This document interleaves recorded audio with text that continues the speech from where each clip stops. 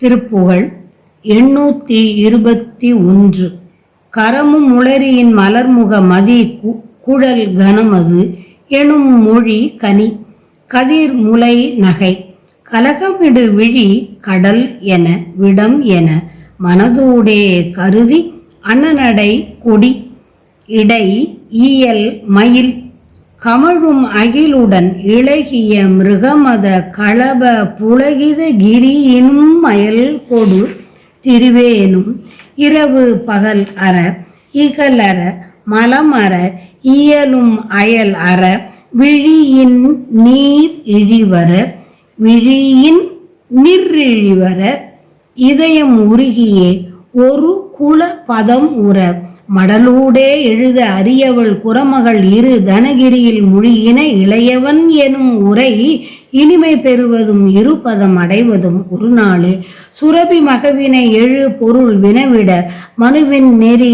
மணி அசைவுற விசைமிகு துயரில் செவியினில் அடிபட வினவுமின் அதி தீது துணிவில் இது பிழை பெரிது என வரு மனு உருகி அரகர சிவசிவ பெருமது ஓர் சுரபி அலமர விழி புனல் பெருகிட நடுவாக பரவி அதனது துயர் கொடு நடவிய பழுது மதலையை பழுதின் மதலையை உடல் இரு பிளவோடு படிய ரதமதை நடவிட மொழிபவன் அருள் ஆரூர் படியில் அருமுக சிவசுத கணபதி இளைய குமர நிருபபதி சரவண பறவை முறையிட அயில் கொடு நடவிய பெருமாளே சுரபி மகவினை எழுபொருள் வினவிட மனுவின் நெறி மணி அசைவுற விசைமிகு துயரில் செவியினில் அடிபட வினவுமின்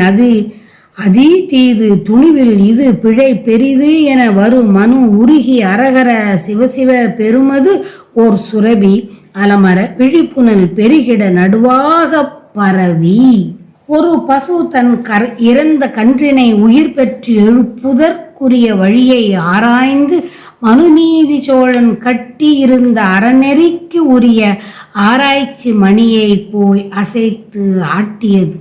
அந்த மணியின் ஒலியானது மிக்க துன்பத்தை உண்டாக்கி அம்மன்னன் காதில் ஒலிக்க மன்னனும் அச்சமடைந்து பரிவாரத்தை நோக்கி போய் விசாரியுங்கள், மிகவும் கொடிய தீமை நடந்துள்ளது என்று சொல்ல ஆராய்ந்து பார்த்தால் ஏதோ பிழை நமக்கு நேர்ந்திருக்கின்றது என்று கூறியவனாய் அஞ்சி எழுந்து வந்தான். வெளியில் உள்ளம் உருகினான்.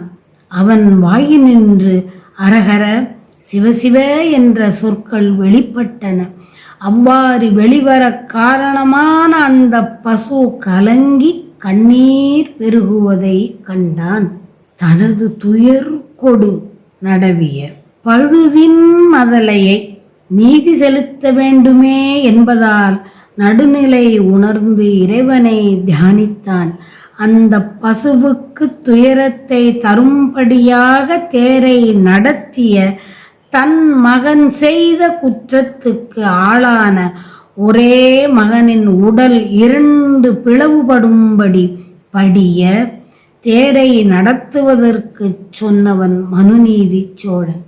அத்தகையவன் ஆண்டு அருளிய திருவாரூர் பதியில் வீற்றிருக்கின்ற நாயகனே, அருமுகனே, சிவகுமரனே, விநாயகரின் தம்பியே, குமரனே, மன்னரின் தலைவனே, மன்னாதி மன்னனே, சரவணனே, கடலானது முறையிட்டு அலற வேல் கொண்டு செலுத்திய பெருமாளே. கைகள் தாமரை மலர், முகம் மதி, கூந்தல் மேகம், கருதத்தக்க சொல்கள் பழம், ஒளி உடைய பற்கள் முல்லை மலர், பூசல் உண்டாக்கும் கண்கள் கடலுக்கும் நஞ்சுக்கும் இணையானவை என்று மனத்துக்குள் நினைத்து அன்னப்பறவை போல் நடை, கொடி போன்ற இடை, மயில் போன்ற சாயல், நறுமணம் கமழும் அகிலுடன் கலந்த கத்தூரி கலவை புலகாங்கிதம் கொண்ட இவற்றில் மோகம் கொண்டு திரிபவன் நான். இத்தகைய நானும் இரவு பகல் நீங்க, பகையான நினைவு நீங்க, மும்மலங்கள் நீங்க வந்து பொருந்தும் ஆசைகள் நீங்க கண்களில் நீர் வெளிவர உள்ளம் உருகி ஒரு பாகு வெள்ளம் போன்ற பதத்தை நிலையை அடைய மடலில் எழுதுவதற்கு முடியாத அழகுடைய குரமகள் வள்ளியின் கொங்கை மலைகளில் முழுகிய இளகியவனே என்னும் சொல்லானது எனக்கு இன்பம் தருவதும் யான் நின் 2 அடிகளை அடைவதுமான ஒரு நாள் எனக்கு வாய்க்குமோ? எனக்கு வாய்க்க வேண்டும். நின் திருவடிகளை புகழும் பேறு எனக்கு கிட்ட வேண்டும், திருவடிகளை அடைய வேண்டும் என்ற என் ஆசை நிறைவேற வேண்டும் என்று வேண்டியவாறு மிகு துயரில் வரு மனு உருகி பழுதின் மதலை குற்றமுடைய மதலை பசுவை கொன்றதால் அது குற்றமாயிற்று. பழுதுள்ள மதலை பழுது மதலை குற்றமில்லாதவன் தெரியாமல் செய்த பிழை எனவும் பொருள் கொள்ள வாய்ப்பு உள்ளது.